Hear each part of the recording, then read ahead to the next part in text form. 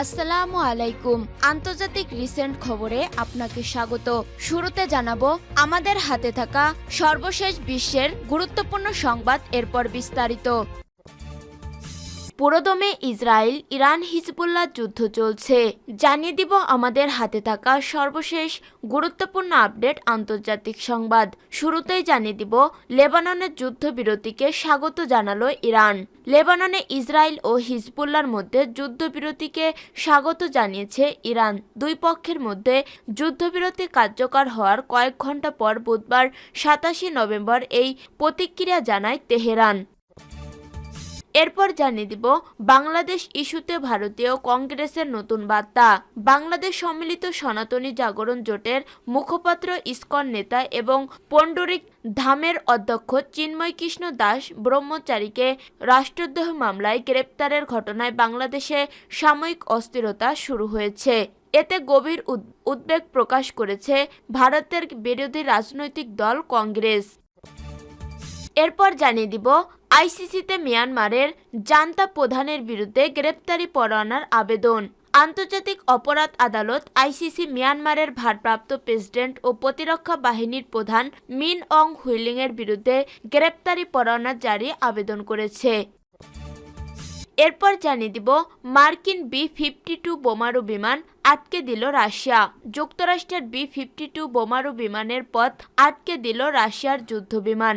Baltic সাগর সংলগ্ন রাশিয়ার Kaliningrad অঞ্চলের কাছে যুক্তরাষ্ট্রের দুটি বি-52 বোমারু বিমান রাশিয়ার যুদ্ধবিমানের বাধার মুখে পড়েছে। এবং সর্বশেষ জানিয়ে দিব হোয়াইট হাউসে ঢুকেই নতুন যুদ্ধের দামামা বাজাবেন ট্রাম্প। দায়িত্ব নেওয়ার আগে বিশ্বজুড়ে একের পর এক আতঙ্ক ছড়িয়ে যাচ্ছেন নির্বাচন মার্কিন প্রেসিডেন্ট ডোনাল্ড ট্রাম্প। এরই মধ্যে দেশটিতে নারী অধিকার ও অভিবাসীদের প্রতি স্পষ্ট হুমকি হয়ে উঠেছে রিপাবলিকান এই নেতা। চলমান রাশিয়া ইউক্রেন যুদ্ধ বন্ধের প্রতিশ্রুতি দিলেও ক্ষমতার প্রথম দিন থেকেই নতুন এক যুদ্ধ শুরুর ঘোষণা দিয়েছে ট্রাম্প। আশঙ্কা করা হচ্ছে নতুন এই যুদ্ধ এবার সীমান্তে মৃত্যু হারাতে চলেছে যুক্তরাষ্ট্র, যার পরিণতি কি হবে তা এখনই আঁচ করা যাচ্ছে না। মঙ্গলবার ২৬ নভেম্বর বিবিসির এক প্রতিবেদনে এই তথ্য জানানো হয়েছে। প্রতিবেদনে বলা হয়েছে দায়িত্ব গ্রহণের প্রথম দিনেই চীন, মেক্সিকো এবং কানাডার উপর নতুন করে কর আরোপ করবেন ডোনাল্ড ট্রাম্প। যুক্তরাষ্ট্রের মাদক পাচার ও অবৈধ অভিবাসন রোধে দেশগুলোর উপর চাপ প্রয়োগ করতেই এমন বাণিজ্য যুদ্ধ শুরু করতে চায় তিনি। প্রিয় দর্শক, এতক্ষণ শুনছিলেন সংবাদ শিরোনাম, এরপর বিস্তারিত। তবে তার আগে বন্ধু জানিয়ে দিন আপনি কোন স্থান থেকে আমাদের সংবাদটি দেখছেন এবং শুনছেন। জানিয়ে দিন এই সংবাদ সম্পর্কে আপনার মূল্যবান মতামত। আর বন্ধু, গাজা যুদ্ধে আপনি যদি নিরীহ ফিলিস্তিনিদের ভালোবেসে থাকেন তাহলে কমেন্টে ইয়েস লিখে বিশ্ববাসীকে জানিয়ে দিন। আর বন্ধু, আপনি যদি আমাদের চ্যানেলে নতুন হয়ে থাকেন তাহলে ভিডিওটি দেখতে দেখতে চ্যানেলটি সাবস্ক্রাইব করে রাখুন, যাতে করে আমাদের পরবর্তী সংবাদগুলো সবার আগে আপনার কাছে পৌঁছে যায়। এবারে বিস্তারিত। লেবাননের যুদ্ধবিরতিকে স্বাগত জানালো ইরান। লেবাননে ইসরায়েল ও হিজবুল্লাহর মধ্যে যুদ্ধবিরতিকে স্বাগত জানিয়েছে ইরান। দুই পক্ষের মধ্যে যুদ্ধবিরতি কার্যকর হওয়ার কয়েক ঘন্টা পর বুধবার ২৭ নভেম্বর এই প্রতিক্রিয়া জানায় তেহরান। খবর আল জাজিরার। ইরানি পররাষ্ট্র মন্ত্রণালয়ের মুখপাত্র ইসমাইল বাঘাই এক বিবৃতিতে লেবাননের সরকার, জনগণ ও প্রতিরোধ আন্দোলনের প্রতি ইরানের দৃঢ় সমর্থনের কথাও পুনর্ব্যক্ত করেছেন। প্রতিরোধ আন্দোলন বলতে ইরান সমর্থিত সশস্ত্র গোষ্ঠী হিজবুল্লাহকে বোঝানো হয়েছে। হিজবুল্লাহকে সামরিক ও আর্থিক সহায়তা দিয়ে থাকে ইরান।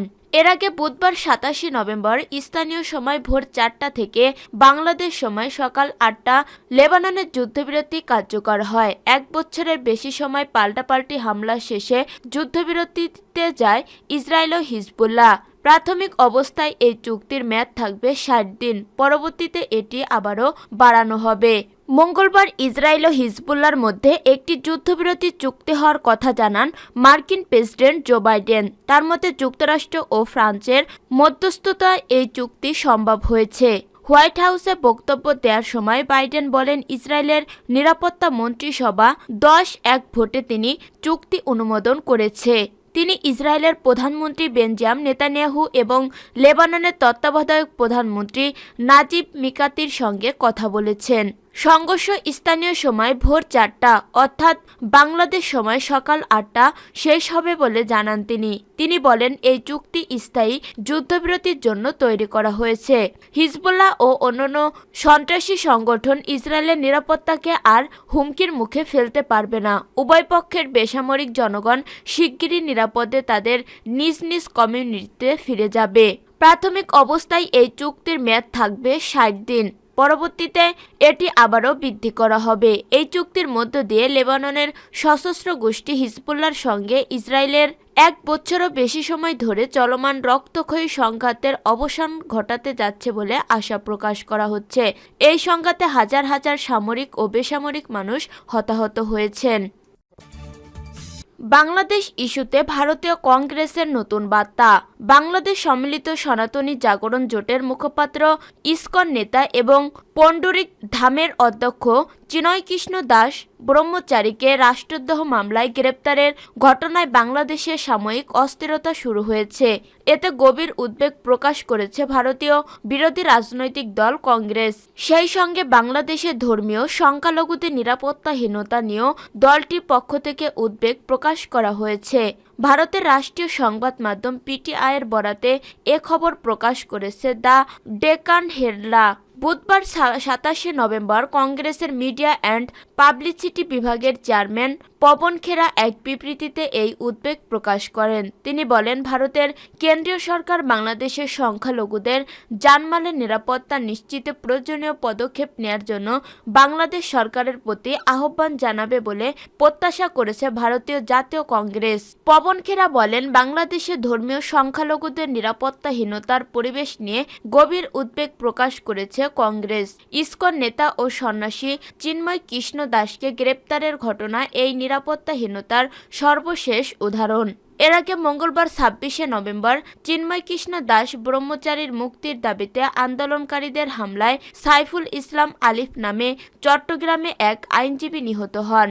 মঙ্গলবার বিকেল 5টার দিকে চট্টগ্রাম মেডিকেল কলেজ চমেক হাসপাতালের চিকিৎসকরা আইনজীবী সাইফুল ইসলামকে মৃত ঘোষণা করেন। হামলায় আহত হন আরও 7 থেকে 8 জন। সোমবার বিকেলে রাজধানী ঢাকা থেকে চট্টগ্রামে যাওয়ার সময় শাহজালাল বিমানবন্দর থেকে বাংলাদেশ পুলিশের বিশেষায়িত গোয়েন্দা শাখার ডিবি সদস্যরা চিন্ময় কৃষ্ণ দাসকে গ্রেপ্তার করেন। পরে সড়কপথে আন্তর্জাতিক শ্রীকৃষ্ণ ভাবনা মৃত্যু সংঘের ইসকন আলোচিত সাবেক এই সংগঠনকে ঢাকা থেকে চট্টগ্রামে পাঠানো হয়। সোমবার রাতে তাকে চট্টগ্রাম মহানগর পুলিশের গোয়েন্দা কার্যালয়ে রাখা হয়। মঙ্গলবার সকাল 10:30টার দিকে চট্টগ্রামের কোতোয়ালি থানায় দায়ের হওয়া মামলায় গ্রেপ্তার দেখিয়ে মহানগর ষষ্ঠ কাজী শরীফুল ইসলামের আদালতে হাজির করা হয় চিন্ময় কৃষ্ণকে। এদিকে আদালত জামিন নামঞ্জুর করে তাকে কারাগারে পাঠানোর নির্দেশ দেওয়া হয়।